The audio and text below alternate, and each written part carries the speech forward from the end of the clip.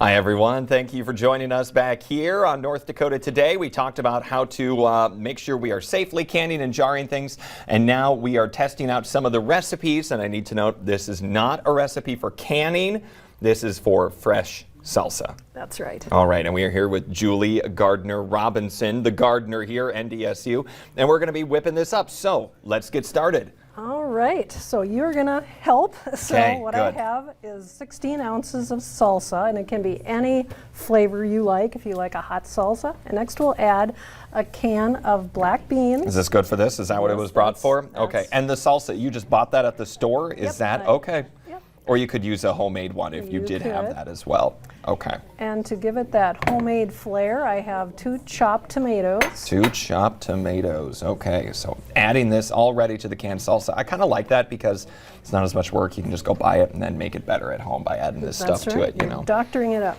Doctoring it up. I love that. Okay, so And I have a cup and a half of frozen corn, some which corn. I thawed. Okay. Oh, there we are. Yep. Got to get in there. Don't want to waste nothing, you know. Got to get it all out. And next we have a 1/4 teaspoon of garlic powder. Garlic powder. I like to smell things. Oh, yep, there it is. Now you got to make sure it's the right thing there. Our garlic powder. And I have a 1/2 teaspoon of ground cumin. Ground cumin. Okay, and not much less nice of it. And this is dried cilantro, a teaspoon. Ooh, I also can smell called the cilantro in that. That's coriander. nice. And just to give it a little tang, we have a couple tablespoons of bottled lemon juice. You Lemon could use juice. fresh if you wanted. Okay. In canned applications, you don't want to use fresh, you want to use bottled lemon juice. Mm-hmm. And then we mix, so then I don't know if we can, that's kind of hard to see with the bowl there. There you see it just a little bit. We're going to mix this baby on up. It smells delightful. I'm loving the scent that we have going on here. Yeah, just really easy. It doesn't take long if you're going to have some guests over and they'll think you worked really, really hard on this. Yeah, they will. You could even be like, oh, it's this homemade recipe I saw. You really, gosh, I've been up since 4 a.m. making this salsa here for you because I knew you were coming over. But, ooh, it smells so good. I love this. Okay, right there we are. I think I got her all mixed up, and that's it. Am I right on that? That is... That's it. Now it's just Wow. time to enjoy it. Now With it some is, chips. yeah, we're gonna have to do that. Okay, I'm just gonna, we'll be nice here. I'll grab this. I sanitized in the break, but we're gonna do this the right way because you brought it here. And I'm kind of rude. I just dished myself up first and didn't even see if you wanted any. So There we go. there you are as well.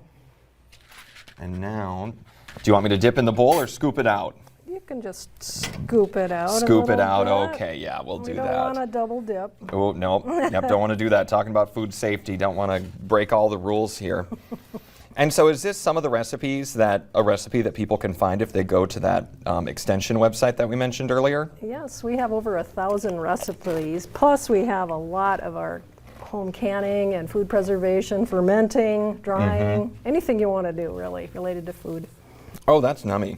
I really like that. I would eat more of that, but it's kind of crunchy, and then I can't really talk so much. So, that is good. I really like that. So, in stuff that people are doing when they are at home, what would you say is some of the most common mistakes that you see people making when they're doing their canning? Whether that's, oh, sorry, I just spit a little of that chip there. That's why I shouldn't be eating while I'm doing this. You know, what are some of the things that people you kind of hear, oh, I do this all the time, and you say, oh, maybe we should stop doing that? Well, they don't acidify their tomatoes. They tighten their lids too much, and that can cause them to buckle, and then they have a seal failure. So you won't hear that nice ping. They don't follow tested recipes.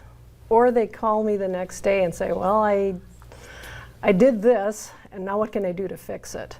And a lot of times you can't fix it, but you do have 24 hours to recan a recipe.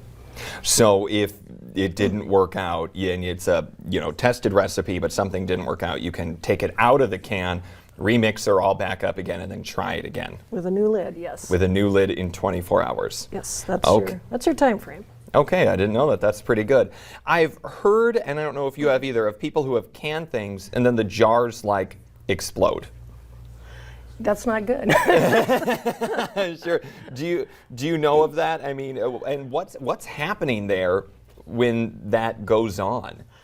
Well, usually that means, it happens sometimes in jams and jellies, and usually that indicates that they have not water bath canned it and killed any of those wandering yeast and other microorganisms in the air. So they produce gas, which can pop lids off. And I've had someone call me and tell me about their raspberry jam that blew up all over their cupboards because of that. And when we finally figured out what had happened, she hadn't water bath canned her jam.